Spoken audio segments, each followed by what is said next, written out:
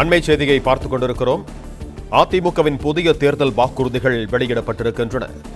பெண்களுக்கு எதிரான குற்றங்களை தடுக்க மாவட்ட தலைநகரங்களில் கண்காணிக்க 24/7 வார் ரூம் அமைக்கப்படும் என்று அதிமுக அறிவித்திருக்கிறது.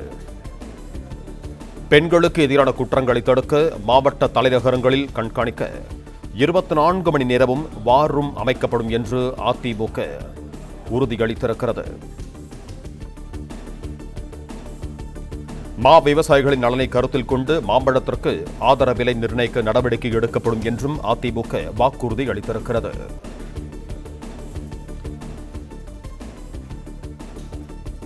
பெண்களுக்கு எதிரான குற்றங்களை தடுக்க மாவட்ட தலைநகரங்களில் கண்காணிக்க 24/7 வார் ரூம் அமைக்கப்படும் என்று அதிமுக தேர்தல் வாக்குறுதி அளித்திருக்கிறது. இது தொடர்பான கூடுதல் விவரங்களோடு இணைகிறார் எமது செய்தியாளர் பிரகாஷ். வணக்கம் பிரகாஷ், உங்களிடம் இருக்கும் தகவல்களை சொல்லுங்கள். நடைபெறவுள்ள சட்டப்பேரவை தேர்தலை முன்னிட்டு அதிமுக ஏற்கனவே தேர்தல் வாக்குறுதிகளை கொடுத்திருக்கிறாங்க. ஏற்கனவே 297 வாக்குறுதிகள் கொடுக்கப்பட்டிருந்த நிலையில தற்போது கூடுதலாக 10 வாக்குறுதிகள் கொடுத்திருக்கிறாங்க. குறிப்பாக பெண்கள் நலன் சார்ந்த அந்த வாக்குறுதிகளாக இருக்கிறது. 298வது வாக்குறுதியாக அதிமுக ஆட்சி அமைந்தவுடன் விவசாயிகளின் நலனை கருத்தில் கொண்டு மாம்பழத்திற்கு ஆதார விலை நிர்ணயிக்க நடவடிக்கை எடுக்கப்படும் என்று தெரிவித்திருக்கிறாங்க. 299வது வாக்குறுதியாக கிருஷ்ணகிரி மாவட்டம் சூளகிரி, ஓசூர், தேன்கனிக்கோட்டை, தளி ஆகிய பகுதிகளில் பாரம்பரிய முறைப்படி நடந்து வரும் அத்துக்கட்டு பண்டிகையை பாரம்பரிய முறையில் தொடர்ந்து நடத்துவதற்கு அரசாணை பிறப்பிக்கப்படும் என்று தெரிவித்திருக்கிறாங்க. 300வது வாக்குறுதியாக கட்டட தொழிலாளர் நல வாரியத்தில் பதிவு செய்துள்ள கட்டட தொழிலாளர்கள் பணி செய்யும் போது தவறி விழுந்து உயிரிழக்க நேரிட்டால் அவர்களது குடும்பத்திற்கு 25 லட்சம் நிவாரண உதவி வழங்கப்படும் என்று தெரிவித்திருக்கிறாங்க. பனை தொழிலாளர்கள் பனை மரம் ஏறி தவறி விழுந்து உயிரிழக்க நேரிட்டால் அவர்களது குடும்பத்திற்கு 20 லட்சம் இழப்பீடு வழங்கப்படும் என்று உத்தரவாதம் கொடுக்கப்பட்டிருக்கிறது.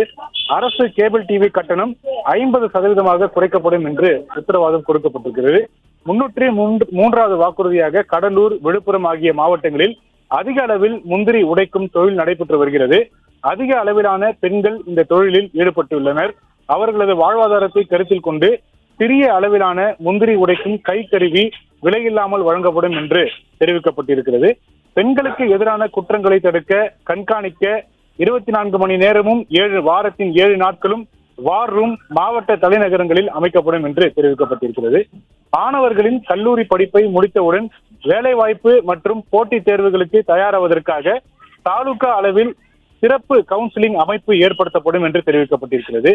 இளைஞர்கள், இளம் பெண்கள் சிறு குறு தொழில்கள் தொடங்குவதற்கு விண்ணப்பித்தால் ஒற்றை சாளர முறையில், அதாவது சிங்கிள் விண்டோ சிஸ்டம் என்ற இந்த முறையில் 30 நாட்களில் உரிமம் வழங்கப்படுவதுடன் அதற்காக வழங்கப்படும் மானியம் 25% இருந்து 35% உயர்த்தி வழங்கப்படும் என்று தெரிவிக்கப்பட்டிருக்கிறது.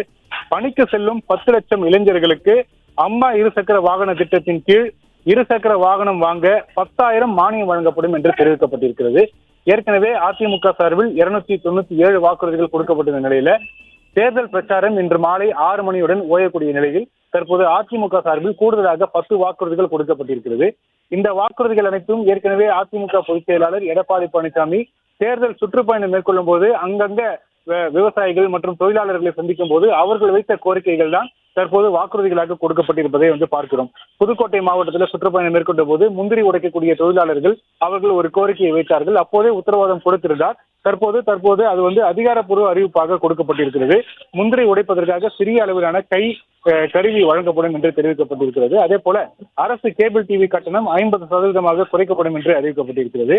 மாணவர்கள் கல்லூரி படிப்பை முடித்தவுடன் வேலைவாய்ப்பு மற்றும் போட்டித் தேர்வுகளுக்கு தயாராவதற்காக தாலுகா அளவில் சிறந்த கவுன்சிலிங் அமைப்பு ஏற்படுத்தப்படும் என்று அறிவிக்கப்பட்டிருக்கிறது. அதே போல பணிக்கு செல்லும் 10 லட்சம் இளைஞர்களுக்கு அம்மா இருசக்கர வாகன திட்டத்தின் கீழ் இருசக்கரம் வாகனம் வாங்க 10,000 மானியம் வழங்கப்படும் என்று தெரிவிக்கப்பட்டிருக்கிறது. ஏற்கனவே இதற்கு முந்தைய இருந்த அதிமுக ஆட்சியில இருசக்கர வாகனம் பெண்களுக்கு, வேலைக்கு செல்லும் பெண்களுக்கு இருசக்கர வாகன திட்டம் அமல்படுத்தப்பட்டிருந்தது. அதுல 50,000 மானிய தொகையாக வழங்கப்பட்டிருந்த நிலையில தற்போது வேலைக்கு செல்லக்கூடிய இளைஞர்களுக்கு இந்த அறிவிப்பு கொடுக்கப்பட்டிருக்கிறது. பணிக்கு செல்லும் இளைஞர்கள் 10 லட்சம் இளைஞர்களுக்கு அம்மா இருசக்கர வாகன திட்டத்தின் கீழ் இருசக்கர வாகனம் வாங்க 10,000 மானியம் வழங்கப்படும் என்று தெரிவிக்கப்பட்டிருக்கிறது. அதே போல பெண்களுக்கு எதிரான குற்றங்களை தடுக்க கண்காணிக்க 24 மணி நேரம், அதே போல வாரத்தில் 7 நாட்களும் செயல்படக்கூடிய வகையில மாவட்ட தலைநகரங்கள்ல வார் ரூம் அமைக்கப்படும் என்று தெரிவிக்கப்பட்டிருக்கிறது. அதே போல பனை ஏறும் தொழிலாளர்கள், அதே போல பனை மரம் ஏறக்கூடிய தொழிலாளர்கள், பனை தொழிலாளர்கள் மரம் ஏறும்போது தவறி விழுந்து உயிரிழக்க நேரிட்டால் அவர்களது குடும்பத்திற்கு 20 லட்சம் இழப்பீடு வழங்கப்படும் என்று தெரிவிக்கப்பட்டிருக்கிறது. இதே போல கட்டட தொழிலாளர்கள் நல வாரியத்தில் பதிவு செய்துள்ள கட்டட தொழிலாளர்கள் பணி செய்யும் போது தவறி விழுந்து உயிரிழக்க நேரிட்டால் அவர்களது குடும்பத்திற்கு 25 லட்சம் நிவாரண உதவி வழங்கப்படும் என்று தெரிவிக்கப்பட்டிருக்கிறது. அதிமுக ஆட்சி அமைந்தவுடன் விவசாயிகளின் நலனை கருத்தில் கொண்டு மாம்பழத்திற்கு ஆதார விலை நிர்ணயிக்க நடவடிக்கை எடுக்கப்படும் என்று தெரிவிக்கப்பட்டிருக்கிறது. கிருஷ்ணகிரி மாவட்டம் சூளகிரி, ஓசூர், தேன்கனிக்கோட்டை, தளி ஆகிய பகுதிகளில் பாரம்பரிய முறைப்படி நடந்து வரக்கூடிய அத்திக்கட்டு பண்டிகையை பாரம்பரிய முறையில் தொடர்ந்து நடத்துவதற்கு அரசாணை பிறப்பிக்கப்படும் என்ற அந்த 10 வாக்குறுதிகள் அதிமுக சார்பில் கூடுதல் வாக்குறுதிகளாக தற்போது வழங்கப்பட்டிருக்கிறது.